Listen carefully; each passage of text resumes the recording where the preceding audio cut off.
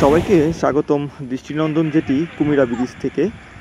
সীতাকুণ্ড উপজেলার কুমিরা ইউনিয়ন থেকে নদীপথে সন্দ্বীপ উপজেলাকে যা সংযুক্ত করে।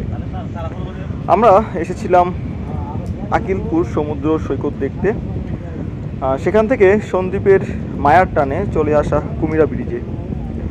বিশেষ করে আমার পছন্দের একজন মানুষ, যিনি যমুনা টেলিভিশনের সাংবাদিক, সুন্দরবনের দস্যু নির্মূলে যার একান্ত প্রচেষ্টা, সেই মহসিনুল হাকিম ভাই, যার বিভিন্ন ভিডিওতে এই কুমিরার সৌন্দর্য দেখে আমি মুগ্ধ হয়েছিলাম।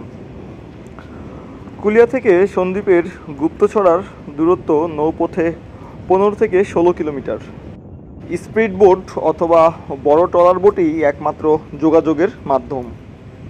BIWTA কর্তৃক একটি ফেরিঘাটও রয়েছে এখানে। সন্দ্বীপের গুপ্তছড়া যেতে জনপ্রতি স্পিড বোটের টিকিটের ভাড়া পড়ে 250 থেকে 300 টাকা, তবে অতিরিক্ত ভাড়া আদায়ের অভিযোগ আছে। দেখতে পাচ্ছেন একটি জাহাজ, যা গঠাং ডেপিটান বে 1।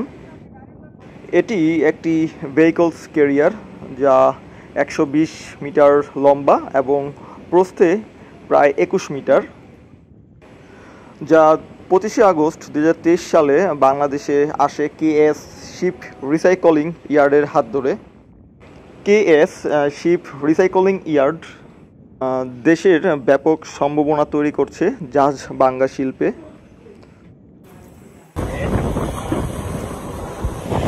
হঠাৎ করেই সমুদ্রের তুমুল বাতাস বইতে থাকে। সমুদ্রের উত্তাল ঢেউ এক এক করে এসে বাড়ি খাচ্ছে ব্রিজের পিলারে এবং উপকূলে। একটু কান পেতে শুনুন সমুদ্রের ঢেউয়ের গর্জন।